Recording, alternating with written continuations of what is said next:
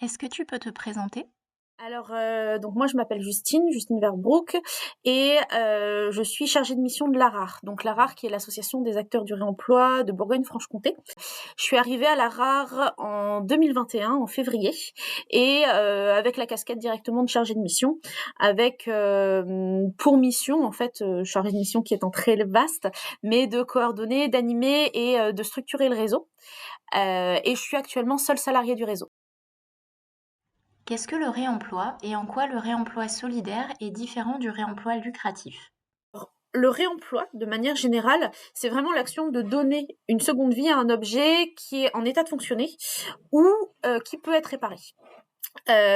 Aujourd'hui, on considère qu'il existe deux approches du réemploi. On a d'un côté le réemploi lucratif et de l'autre le réemploi solidaire. Alors, d'un côté, le réemploi lucratif, c'est vraiment un réemploi qui sera porté principalement par des entreprises privées, des entreprises qui ont pour objectif de faire du profit grâce au secteur. Et là où de l'autre côté, on aura le réemploi solidaire qui aura plutôt des objectifs sociaux et environnementaux, notamment via la création d'emplois locaux, renforcer le tissu local sur le territoire d'action.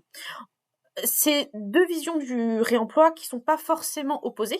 Elles se complémentent l'une l'autre. Donc on est vraiment sur... C'est juste que on a ces deux visions se... qui se retrouvent, mais qui n'ont juste pas les mêmes objectifs. Au sein de la RAR, on soutient principalement le réemploi solidaire parce que ça fait partie de l'ADN de notre association.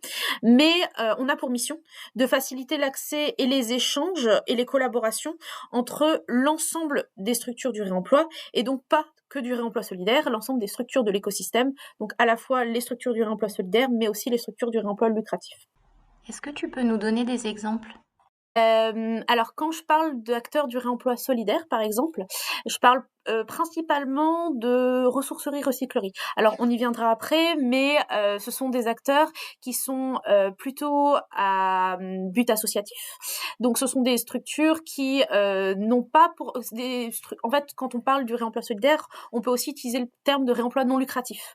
L'objectif de ces structures, à l'opposé du réemploi lucratif, c'est vraiment de ne pas enrichir une structure et un système et une personne, mais vraiment un collectif, et que le projet ait un réel impact sur l'ensemble en fait du territoire et bénéficie à tous. De l'autre côté, donc par exemple, on va pouvoir, si on parle de la région Bourgogne-Franche-Comté, si on reste à Dijon où on est actuellement, et ben on peut citer la Recyclade, mais on a plusieurs modèles qui existent. On a des structures sans insertion, donc comme la Recyclade. On a des structures avec de l'insertion, comme alors une des grosses structures du territoire, c'est la LCG par exemple, ou encore Économie Solidarité Partage à Tournu. Dans Lyon, on va avoir Pénélope Bar. Ensuite, des structures qui ne font pas d'insertion, on pourrait citer Résurgence en Haute-Saône. Voilà, il y a plein de structures différentes sur l'ensemble du territoire. On en compte des structures du réemploi non lucratif, du réemploi solidaire. On en compte à peu près une centaine sur le territoire. En parlant aussi, par exemple, des Emmaüs que j'ai oubliés, qui font partie du réemploi non lucratif. De l'autre côté, sur le réemploi lucratif, ce seront tous les autres acteurs. Donc, par exemple, ça peut être une friperie. Une friperie fait partie du réemploi lucratif parce qu'elle fait du réemploi, mais dans l'objectif de faire des bénéfices grâce au réemploi. Quelle est la différence entre une ressourcerie et une recyclerie? Alors, déjà, ce qu'il faut savoir, c'est que la plupart des gens sont un peu perdus au niveau des termes. On a du mal à savoir qu'est-ce qu'une ressourcerie, qu'est-ce qu'une recyclerie, comment les définir, et les termes ont aussi pas mal évolué ces dernières années, c'est d'où la confusion. Alors, je vous donne ma définition, qui n'est pas forcément une définition universelle, mais qui reste celle que nous, on utilise au sein de la RAR. Une ressourcerie, c'est une structure qui collecte des objets qui seront voués à être jetés, donc qui collecte, qui répare, qui trie, qui valorise, et dans l'objectif de les vendre à bas prix. Une ressourcerie, une recyclerie ont ce même objectif, en fait, c'est des structures qui ont cet objectif commun de récupération et de revente d'objets. La différence entre les deux, c'est qu'une ressourcerie sera plutôt une structure qui collectera et revalorisera plusieurs types de flux. Donc par exemple, on appelle ça tout simplement une ressourcerie généraliste. Donc ce sera une structure qui collectera à la fois du vélo, du textile, des déchets électroniques, du numérique, peu importe, mais qui au sein d'une seule et même structure collectera l'ensemble de ces flux. L'un des critères aussi importants pour faire la différence entre les deux, c'est qu'une ressourcerie, c'est un nom qui est déposé, notamment pour faire la distinction entre réemploi lucratif et réemploi non lucratif, et donc il pourra être utilisé uniquement par des structures du réemploi solidaire, et notamment par des structures adhérentes au réseau national des ressourceries et recycleries. De l'autre côté, les recycleries, ce seront plutôt des structures qui ont le même objectif, comme je le disais tout à l'heure que les ressourceries, mais qui seront ce qu'on appelle monofilières. Donc, c'est-à-dire qui traiteront un seul type d'objet, donc ils seront un peu spécialisés sur un flux. On a notamment le vélo, on peut avoir le jouet, en fait n'importe quel flux aujourd'hui qui est dans une ressourcerie. Il existe souvent des structures monofilières, donc des recycleries, qui valorisent ces flux-là et donc qui sont spécialisées sur ces flux. Toutes les structures ressourceries ne sont pas forcément adhérentes au réseau national. C'est là qu'il y a une confusion des termes, c'est que comme c'est un nom qui est déposé, aujourd'hui une ressourcerie, une structure qui sera multifilière, mais qui ne sera pas adhérente au réseau national, ne pourra pas s'appeler ressourcerie légalement. Et donc c'est là que certaines d'entre elles, en fait, pour être identifiées quand même comme une structure qui revalorise, qui a cet objectif-là, décident de porter le nom de recyclerie. Et donc, d'un côté, donc les ressourceries multifilières, les recycleries monofilières et les acteurs du réemploi solidaire, souvent toutes les autres, soit qui n'adhèrent pas au réseau national, soit qui sont un peu particulières. Qu'est-ce que l'ARAR, l'association régionale des acteurs du réemploi? Alors l'ARAR, c'est un réseau régional qui a pour but de promouvoir et de développer le réemploi sur la région. On a plusieurs missions, notamment de manière générale en fait de soutenir le réemploi à l'échelle locale et de représenter l'ensemble des acteurs du territoire.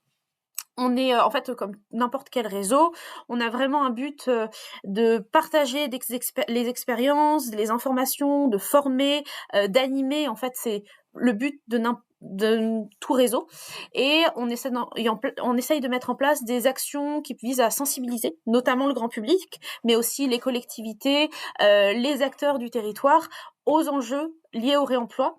Et voilà, l'idée c'est vraiment de favoriser en fait les échanges et les bonnes pratiques entre toutes les structures, entre toutes les personnes qui sont intéressées qui s'intéressent au sujet du réemploi, et aussi de promouvoir le modèle économique et social des acteurs du réemploi solidaire. Quel est le rôle de l'ARAR? Alors, aujourd'hui, l'ARAR a un rôle important, notamment parce que j'espère qu'on est tous au courant des enjeux climatiques, des problématiques écologiques qu'on rencontre actuellement, mais donc pas qu'en Bourgogne-Franche-Comté, dans le monde. Tout ce qui est lié à la surconsommation, à la fast fashion, aux procédés de fabrication. Enfin voilà, c'est aujourd'hui on en entend constamment parler parce que c'est des choses réelles. Et aujourd'hui en fait l'ARAR, mais le réemploi de manière générale, ça constitue une réponse à ces enjeux. Et c'est pour ça que c'est important en fait. C'est pour ça que aujourd'hui c'est un sujet qui est soutenu sur la région Bourgogne-Franche-Comté parce que c'est une solution concrète aux problématiques d'aujourd'hui. Aujourd'hui, tous ces changements, ça a un impact mondial, ça a un impact régional, et c'est pour ça qu'on a été créé, c'est pour ça qu'on est financé. On joue vraiment sur la région un rôle central sur la structuration du secteur du réemploi, et on a vraiment pour rôle de rendre ce réemploi plus accessible, plus lisible, plus visible aussi, et surtout reconnu. Le but, c'est vraiment d'être soutenu, de montrer ce qu'on fait, de montrer l'impact qu'on peut avoir, l'impact positif qu'on peut avoir sur les enjeux et sur les problématiques d'aujourd'hui et de demain. Comment peut-on adhérer à l'ARAR? Alors, aujourd'hui, toutes les structures du réemploi solidaire de la région peuvent adhérer au réseau. Ça leur permet, entre autres, de pouvoir comme n'importe quelle adhésion à n'importe quel réseau, pouvoir bénéficier d'échanges, de bonnes pratiques, de mise en relation, pouvoir s'informer, pouvoir se former, pouvoir obtenir du soutien dans la mise en place de leurs projets, etc. Enfin voilà, on a vraiment un rôle de réseau. Aujourd'hui, on est une association, un réseau qui est destiné à ces acteurs du réemploi. De par nos statuts, aujourd'hui, une collectivité ne peut pas adhérer au réseau. Par contre, elle peut soutenir le réemploi au travers d'autres axes et notamment en soutenant en fait les initiatives locales. Ça peut être en les finançant, ça peut être en les soutenant de diverses façons, ou même en les accompagnant vers l'adhésion à la RAR. Et donc voilà.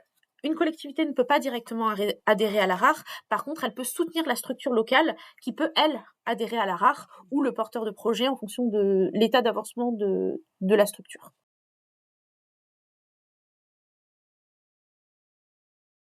Y a-t-il des freins ou des a priori aux actions de réemploi de la part du grand public ou des collectivités?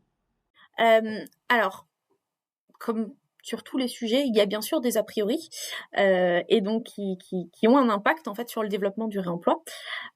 Du côté du grand public, il y a pas mal d'arguments qui ressortent du type que les produits d'occasion, c'est de moins bonne qualité, que c'est uniquement pour les personnes qui n'ont pas de moyens, que aussi sur les structures, que parfois elles sont difficiles d'accès, qu'elles sont difficiles à trouver, qu'il n'y en a pas partout, et donc vu qu'il n'y en a pas partout, bah, on préfère jeter plutôt que réemployer. De manière générale aussi, il y a beaucoup d'a priori sur le fait que réparer coûterait plus cher que de simplement jeter ou d'acheter neuf. Et donc, en fait, c'est quelque chose qui n'est pas accessible à tous et toutes. Du côté des collectivités, en termes d'a priori, alors ce seront parfois les mêmes, mais notamment il y a beaucoup de questionnements autour du coût d'une ressourcerie. Le fait que financer le réemploi et financer une structure du réemploi, ça coûterait forcément plus cher et que par rapport à d'autres solutions, c'est moins incitatif. Parce que on est sur de la sensibilisation, parce que on est sur d'autres moyens en fait de sensibiliser et donc voilà, ce seront les principaux a priori qui ressortiront aujourd'hui.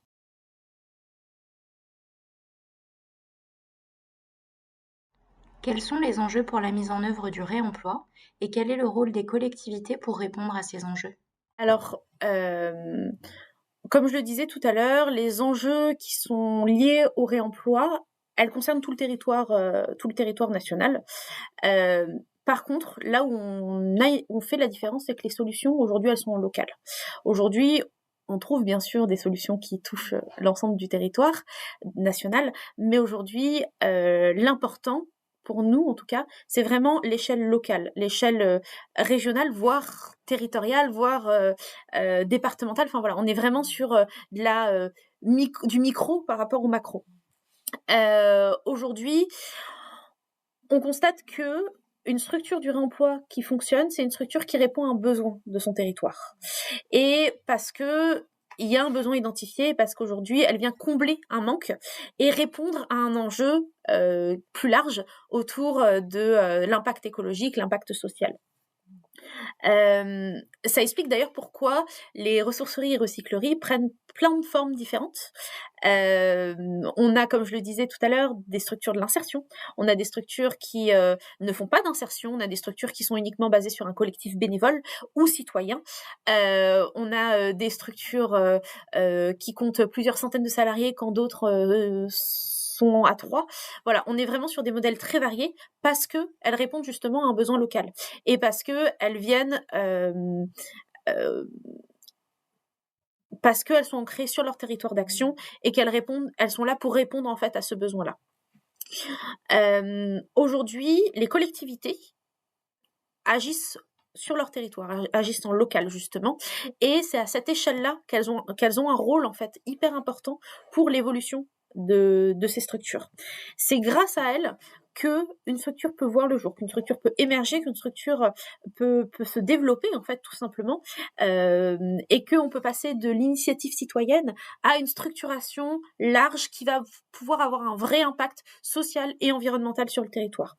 Et aujourd'hui, on le constate, une structure qui n'a pas le soutien de sa collectivité, ce sera une structure qui aura vraiment des difficultés à émerger et à être soutenue et à se développer parce que en fait, le soutien de la collectivité est vital pour ces structures parce que, comme je disais, on est sur du local, on est sur du territoire et on ne peut pas avancer en local et sur le territoire sans le soutien, en fait, du territoire, tout simplement.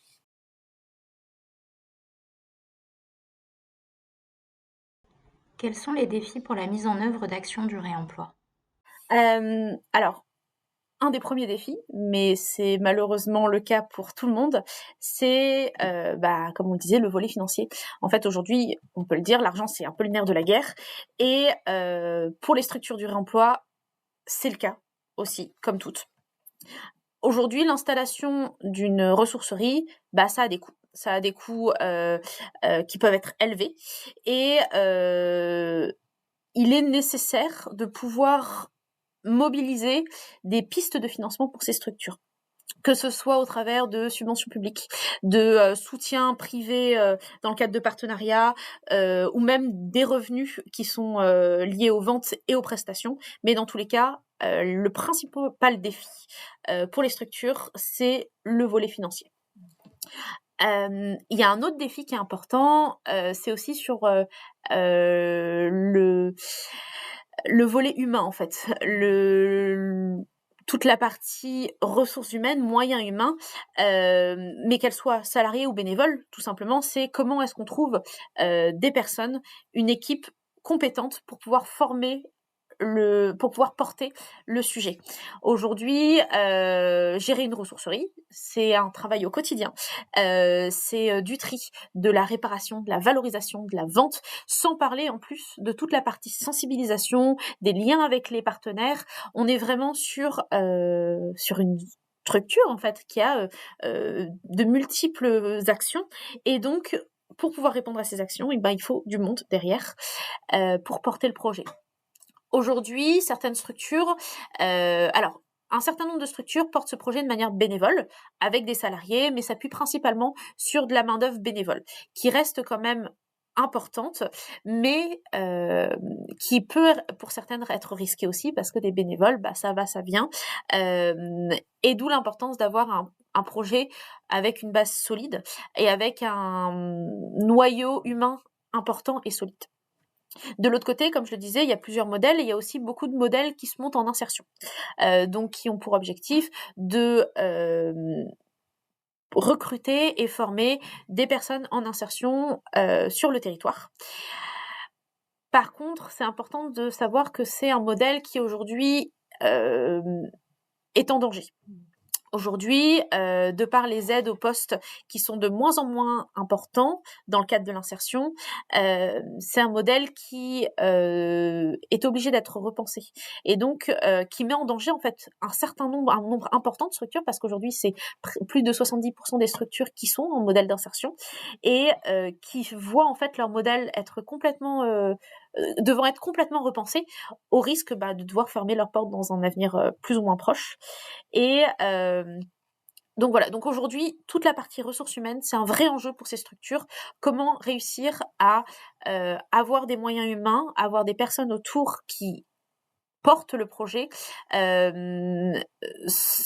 avec tous les risques que ça peut encourir en fonction du modèle. Ça rejoint un petit peu, mais un des défis qui est aussi important et qui se rapproche du précédent, c'est toute la partie soutien local. En fait, aujourd'hui, c'est des initiatives qui sont portées par le territoire, qui doivent être portées par le territoire, et leur soutien, que ce soit par les citoyens ou les politiques, est plus que nécessaire. Et sans ça, la structure ne peut juste pas survivre. Aujourd'hui, il est important que les collectivités locales, si on parle encore d'elles, qu'elles puissent intégrer, de manière générale, qu'elles puissent soutenir ces structures en intégrant le réemploi à leur politique de gestion des déchets et autour du développement durable. En fait, tous ces projets doivent être à la fois il est nécessaire en fait que ces projets soient co-construits, que ce soit avec les collectivités, avec les citoyens, en fait, avec tous les acteurs du territoire, pour que ils puissent tout simplement fonctionner. Quelle est la place des collectivités et des citoyens dans les initiatives du réemploi? Euh, D'abord, faut comprendre que il y a un cadre réglementaire. Aujourd'hui, les collectivités, elles ont pour rôle premier de se familiariser avec leurs obligations légales et toutes les incitations en fait financières qui sont disponibles pour sur leur territoire encourager les initiatives de réemploi. Elles peuvent le faire au travers de plein de biais différents en intégrant toutes les initiatives dans leur politique de gestion des déchets, en fournissant un soutien financier, un soutien technique, un soutien humain. Il y a plein de leviers différents dans ce cadre réglementaire qui permettent en fait aux structures d'accélérer le processus.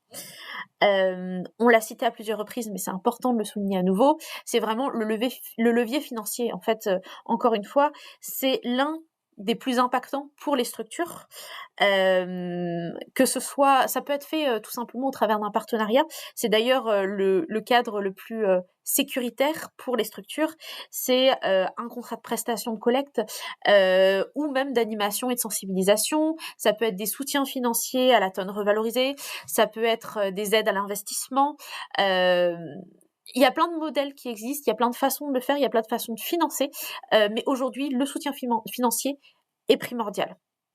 Ça, le mieux, bien sûr, c'est que ce soutien financier soit réfléchi collectivement, qu'il réponde à un vrai besoin de la structure et que ce soit un partenariat réfléchi sur du long terme plutôt que un coût d'une fois. Mais l'idée, c'est vraiment de pouvoir pérenniser l'activité sur le long terme de la structure. Comment les collectivités peuvent-elles soutenir les initiatives du réemploi? Un autre levier, mais qui est presque tout aussi important, c'est de pouvoir impliquer la communauté. La communauté locale, qu'elle soit citoyenne ou politique. Mais aujourd'hui, la collectivité doit participer au développement, en partenariat avec les structures, d'actions concrètes, d'événements de sensibilisation pour pouvoir renforcer l'impact de la structure et mettre en avant son activité. Comme on le disait, c'est une structure de territoire et il est important que l'ensemble des parties prenantes du territoire soient impliquées dans la mise en place de cette action pour qu'elle puisse fonctionner. Y a-t-il un retour sur le financement pour les collectivités qui développent des projets autour du réemploi? D'ailleurs, à propos de financement, on peut citer une étude qui a été portée par un dispositif local d'accompagnement, je peux pas vraiment citer où, mais qui concernait 5 ressourceries. Et l'idée, c'était d'essayer d'évaluer le retour sur investissement, on va dire, du réemploi sur le territoire de l'étude. Pour donner une idée, cette étude a permis d'identifier que 1 euro investi dans le réemploi au travers de la mise à disposition des locaux, des subventions, des aides au poste, etc., eh ben, ça permet de générer 2 euros de valeur pour le territoire. Donc au travers de la création d'emplois, des différents coûts évités, des tonnes de déchets évités, de l'impact aussi médiatique. Voilà, il y a plein de façons de le mesurer. Et donc concrètement, cette étude permet d'identifier qu'il y a un vrai impact financier positif pour le territoire à investir dans l'outil qui est la structure du réemploi. Quels sont les leviers pour soutenir les initiatives du réemploi? Aujourd'hui, pour aider les structures à se développer, il y a notamment si on parle de l'aspect financier de ces structures, il y a des aides qui existent, notamment, on le cite régulièrement, mais c'est important de s'en souvenir, il y a ce qu'on appelle le fonds réemploi, qui est mis en œuvre et notamment pour aider, que ce soit les collectivités, mais aussi les structures à être financées et l'accès à ces subventions et à ces aides sont primordiales pour les structures du réemploi de demain et d'aujourd'hui. Et dans tous les cas, ça peut pas se faire sans l'appui des collectivités. Comment les filières REP participent aujourd'hui au financement de ces initiatives et quelles sont les perspectives des fonds du réemploi? L'un des modèles aujourd'hui qui est le plus important, c'est le financement à la tonne. C'est-à-dire que les REP financent tous les tonnages détournés au travers d'un partenariat avec les structures qui le souhaitent. Mais ce soutien financier, on constate qu'il n'est pas suffisant. Bien sûr, c'est aussi parce que les filières REP se structurent aujourd'hui et donc on teste. Aujourd'hui, on est vraiment sur une phase de test des modèles, de négociation avec les REP pour essayer de trouver le meilleur axe d'approche pour permettre aux REP de jouer leur rôle et d'un autre côté aux acteurs du réemploi d'être financés via ce levier-là. Voilà. En gros, aujourd'hui, on travaille de près avec certaines REP qui ont envie d'être dans un travail de collaboration et notamment sur la réflexion autour d'autres modèles de financement, qui soient des modèles qui ne sont pas uniquement basés sur du financement au tonnage, mais aussi sur du financement autour de la sensibilisation, autour de la mise en place d'ateliers de réparation. On n'est plus vraiment sur juste on recycle et on paye à la tonne, mais plutôt aussi sur comment est-ce que on finance aussi des actions de réemploi en tant que telles, pas juste du recyclage. Et on voit des exemples hyper intéressants de REP aujourd'hui qui financent des projets qui, au travers en fait du fonds réemploi et des subventions et de partenariats, viennent aussi financer des actions de réparation, de mise en place d'ateliers, de sensibilisation du grand public au sein des structures du réemploi. Et on voit vraiment qu'il y a en fait une évolution des méthodes de soutien qui ne sont plus uniquement basées sur de la tonne, mais vraiment sur les pratiques plus largement au sein des structures. Si on s'intéresse aux lieux, comment soutenir les initiatives du réemploi sur le plan foncier? Un autre levier qui est important et de plus en plus, en fait, on le constate, on a des retours ces dernières années notamment, c'est tout ce qui va être l'accès au foncier. Aujourd'hui, la partie locaux, location ou achat d'un bâtiment, c'est ce qui est le plus compliqué pour certaines des structures. C'est en fait, sans local, la structure n'existe pas. Elle a besoin d'un local pour vivre et pouvoir répondre à cet enjeu, c'est en fait une façon de permettre à l'activité de naître, tout simplement. Que ce soit, ça peut se faire de plein de manières, ça peut être la mise à disposition d'un local sur un bail périn ou pas. Ça peut être l'aide à la location ou l'aide à l'achat même d'un bâtiment, et ça fait vraiment toute la différence.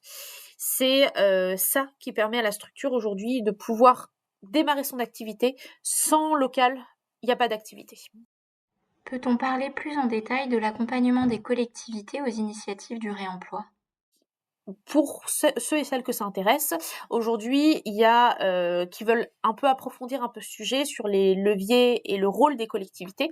Le réseau national des ressourceries et recycleries est en train de développer, donc ça devrait arriver sous peu, une formation qui est à destination des collectivités, vraiment axée avec ce public-là, et qui a pour but d'acculturer et de mettre en avant des exemples de bonnes pratiques de relations entre des collectivités et des acteurs du réemploi pour permettre à celles et ceux qui n'ont pas encore réfléchi ou se posent des questions sur ce modèle, sur les partenariats, sur le développement de ce type de projet, qui puissent repartir avec vraiment toutes les informations sur la réglementation, les notions clés, les bonnes pratiques, des exemples, etc. Donc ça peut être aussi une façon pour une collectivité de mieux comprendre ces enjeux et de savoir en fait demain comment y répondre.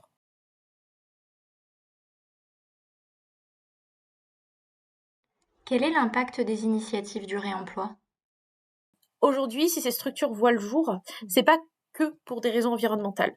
On constate de toute façon que ça soit sur la région, moi au quotidien je le vois, mais aussi je le ressens au national, on a de plus en plus de structures qui naissent parce que si ces structures sont là, c'est parce qu'il y a des vrais enjeux, il y a un vrai besoin en fait sur les territoires.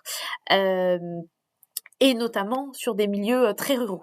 Aujourd'hui, par exemple, l'argument de dire qu'une structure du réemploi n'est pas forcément accessible, Alors oui, sur certains territoires, c'est plus compliqué, mais on voit qu'il y a une vraie évolution et notamment l'évolution aussi des pratiques. Demain, il y a des structures qui se montent pour venir toucher ces territoires, que ce soit au travers de ressourceries mobiles, au travers de ressourceries éphémères. Enfin voilà, on a plein d'autres modèles qui voient le jour et qui ont pour objectif justement d'aller toucher ces publics dans des milieux ruraux sur lesquels qui sont un peu zone blanche, on va dire. Mais dans tous les cas, ça se développe. Il y a des choses, des initiatives qui voient le jour sur des territoires où actuellement il n'y avait rien. Comme je le disais aussi tout à l'heure, les structures du réemploi, c'est pas juste traiter des objets qui étaient voués à être jetés.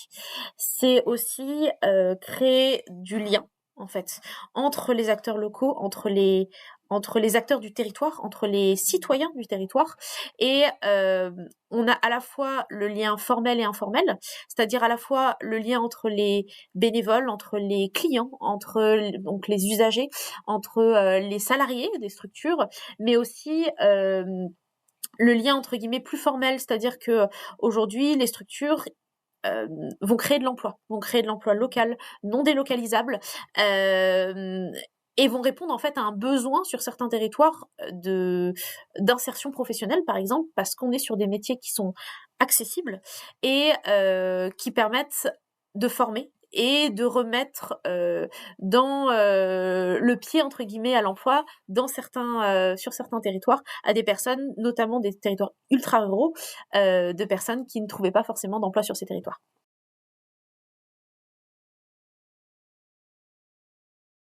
Concrètement, quels exemples de bonnes pratiques existent autour du réemploi en Bourgogne-Franche-Comté? Un des premiers exemples qui me vient, c'est tout d'abord celui de la recyclerie de Rebond à Mèche, donc qui est une structure multifilière qui est née en fait suite à un diagnostic territorial qui a été piloté en fait entre autres par le syndicat mixte Prévalodou, qui a constaté un besoin sur le sujet du réemploi, sur la revalorisation d'objets et une zone blanche, en fait, une zone sur laquelle il y aurait un projet qui pourrait se monter. Et pour répondre à ce besoin, ils ont mobilisé les citoyens. Et il y a eu plus de 80 participants dans cet exercice de mobilisation de tous bords, en fait, que ce soit des citoyens, des structures locales, des politiques. L'idée, c'était vraiment de trouver collectivement une solution à cet enjeu autour du réemploi. Suite à cette mobilisation citoyenne et collective, l'association de Rebond a été créée. Donc ça, ce collectif a eu lieu en 2018-2019 et en fin 2019, la structure est née suite à cette mobilisation et avec l'accompagnement d'autres structures de l'accompagnement local, donc entre autres le générateur Bourgogne-Franche-Comté, qui s'occupe justement de mettre en place des solutions locales à des problématiques territoriales, mais aussi rattaché à ce générateur France Active Franche-Comté et la fruitière à énergie. Aujourd'hui, Prévalodou soutient ce projet et c'est grâce à ce soutien que la structure peut en fait se développer et continuer d'agir parce que entre autres dès le départ elle leur a fourni des locaux adaptés à son activité. Elle contribue aussi financièrement aux activités de réemploi et c'est grâce à ça que la structure en fait a pu se développer là où elle en est aujourd'hui. Pour citer quelques chiffres, aujourd'hui, en 2023, Rebond, son budget annuel s'élevait à 550 000 €. Donc ce qui est quand même énorme pour une structure. Et parmi ces 550 000 €, on compte 275 000 € de soutien, c'est-à-dire plus de la moitié sont liés au soutien à l'insertion. On a aussi tout un soutien qui est lié aux éco-organismes, bien sûr, mais qui reste mineur par rapport au soutien en lien avec l'insertion. Aujourd'hui, alors, comme je le disais, qui dit soutien à l'insertion, c'est une structure d'insertion qui emploie 37 salariés sur le territoire. Donc, on constate un vrai impact lié à l'emploi social donc qui représente à peu près 11 équivalents tremplin.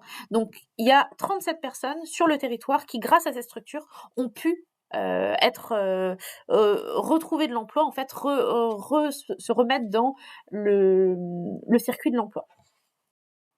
aujourd'hui, l'activité de rebond de réemploi, c'est plusieurs centaines de tonnes d'objets revalorisés qui étaient censés être jetés. Donc, on identifie vraiment l'impact environnemental qu'a la structure en quelques années, en fait, simplement, depuis 2019. Et de l'autre côté, c'est plusieurs dizaines d'employés salariés en insertion qui ont été recrutés et aussi de bénévoles qui ont trouvé leur place au travers de la structure. Ce qui est important aussi, ce qui est intéressant à souligner aussi, c'est que la structure rebond n'a pas juste un rôle de social environnemental, mais au travers de son activité, elle n'a pas que une action de réemploi. Il y a également, elle monte aussi d'autres projets, d'autres activités pour répondre à des besoins qu'ils ont identifiés au sein de la structure. Par exemple, ils avaient un souci avec le transport, l'accessibilité du lieu pour les salariés, et donc pour répondre à ce besoin, ils ont décidé de créer un service de transport social. De l'autre côté, ils avaient identifié que certains salariés bénévoles avaient un problème avec tout ce qui était accès au numérique. Et ben, pour répondre à ce besoin, ils ont créé des ateliers d'inclusion numérique. Aujourd'hui, Rebond, mais comme beaucoup d'autres structures, n'a pas juste une activité juste de réemploi, de collecte, de revalorisation, mais est aussi là pour avoir ce rôle social, répondre à des problématiques identifiées au sein de la structure ou plus largement du territoire. Et donc, on va bien au-delà des bénéfices écologiques de son activité. Aujourd'hui, le Préval Audoux, dans son soutien, soutient la structure au travers d'un financement à la tonne détournée, comme d'autres, mais aussi pour ses actions de sensibilisation à l'environnement et d'éducation. Donc pour la mise en place d'animations, de sensibilisation auprès du grand public. On a parlé tout à l'heure, mais elle permet aussi l'accès à ce local qui est plus que primordial pour la structure pour pouvoir développer son activité. Et donc, ce lien n'est possible qu'au travers d'un partenariat co-construit entre le syndicat et Rebond. Un autre exemple qui est un peu différent, mais qui a toute sa place aussi dans ce cadre, c'est celui de la ressourcerie, future ressourcerie de la Boucle. Alors, ce projet est né d'un besoin identifié cette fois-ci par la communauté de communes d'Ouche et Montagne et qui a été accompagné par le pôle d'économie solidaire, donc la structure d'accompagnement, et avec l'appui aux besoins de l'ARAR. C'est la communauté de communes a identifié qu'il y avait un besoin d'une structure du réemploi sur le territoire et que ce besoin était aussi remonté et porté par des citoyens. Dans ce cadre-là, ils ont donc décidé de mettre en place des ateliers collectifs avec les citoyens et les acteurs locaux pour essayer d'identifier comment répondre au mieux à cet enjeu. Donc ces ateliers collectifs ont eu lieu en 2022-2023, donc assez récemment, et suite à ces ateliers, ils ont permis d'aboutir à la création de l'association en décembre 2023. Et tout au long du projet, ils ont mis en place des ateliers mensuels pour réussir à co-construire ce projet avec les citoyens, mais aussi les politiques, la communauté de communes, pour que ce soit un projet qui soit porté collectivement et pas uniquement juste une initiative. Il y a eu des ateliers sur le modèle économique, sur la gouvernance, sur les statuts juridiques. En fait, tout a été co-construit pour que ce projet réponde vraiment à un besoin local et à une envie collective. Et ils ont également, dans ce cadre-là, visité d'autres modèles comme la ressourcerie de la Recyclade à Dijon, la Californie à Toussy ou Rebond qu'on a cité tout à l'heure à Mèche. L'idée, c'était vraiment de pouvoir s'inspirer de ce qui se fait ailleurs et essayer de déterminer sous quel modèle ils voulaient monter cette structure. Et normalement, la structure ouvrira ses portes en octobre prochain. Mais pour moi, c'est assez emblématique parce que, encore une fois, on est sur un projet citoyen, on est un projet qui répond à un enjeu local et en lien avec la communauté de communes. En fait, pour moi, justement, le lien entre ces deux projets, il est assez clair. C'est vraiment l'implication des collectivités et plus largement en fait des acteurs publics qui est plus qu'important pour que ce projet puisse être construit. Comme je le disais, pour que le réemploi puisse continuer de se développer et d'avoir un vrai impact sur le territoire, c'est hyper important de continuer de renforcer toutes les ressources en fait qui permettent à ces structures de voir le jour et de se développer, que ça soit des ressources financières, que ça soit des soutiens logistiques, que ça soit même des besoins humains. Demain, pour que ces structures puissent continuer d'être présentes, il faut qu'on puisse leur donner le socle qui leur permet de se construire et de se développer.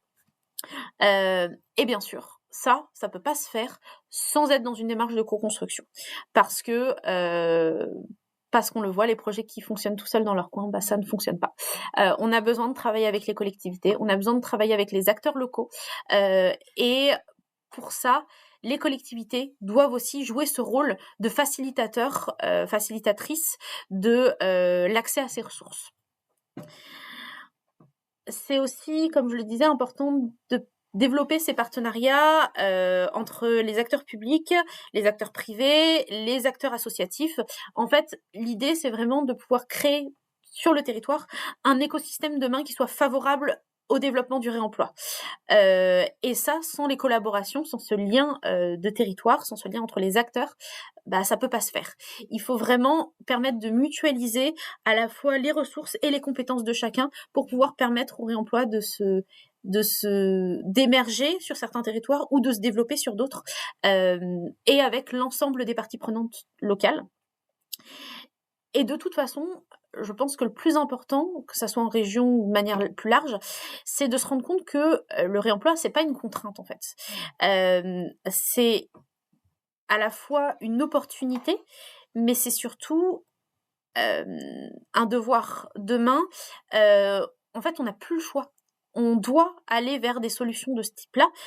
C'est plus une option en fait, ça devient une nécessité aujourd'hui parce que sans ça, on fonce droit dans le mur. Au vu de tous les enjeux actuels socio-environnementaux, il faut trouver des modèles pour y répondre et le réemploi est un de ces modèles-là.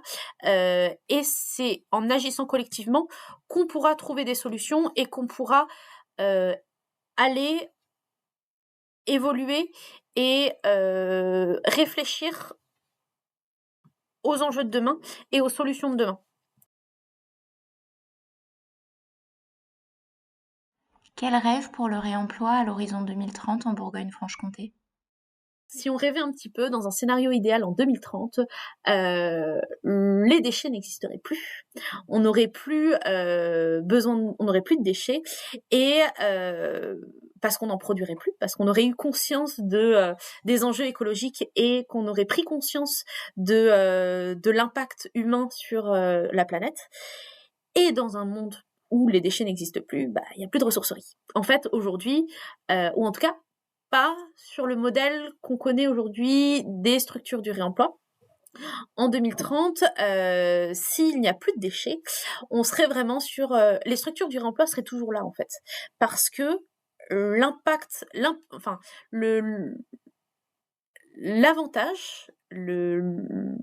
l'avantage d'une structure du réemploi, c'est qu'elle répond à un besoin local, elle répond à un besoin du territoire.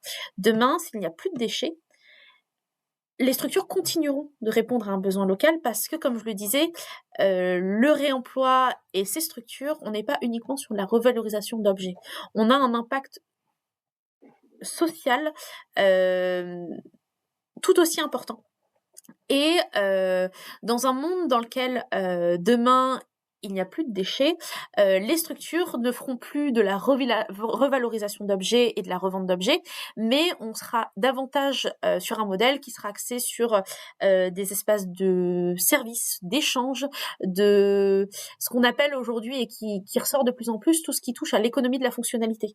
Donc en gros, l'économie de la fonctionnalité, l'idée c'est de se dire que demain, on n'est plus là juste pour mettre en avant l'usage d'objets, mais plus largement sur l'utilisation, sur le partage et sur le partage des savoir-faire, de la réutilisation, de l'apprentissage, de l'éducation populaire, de la sensibilisation. Aujourd'hui, on parle principalement d'objets, de biens, d'utilisation, d'achat, de vente, alors que demain, l'objectif premier, c'est de parler de transmission, c'est de parler de lien social, c'est de parler d'impact en fait humain plutôt que matériel.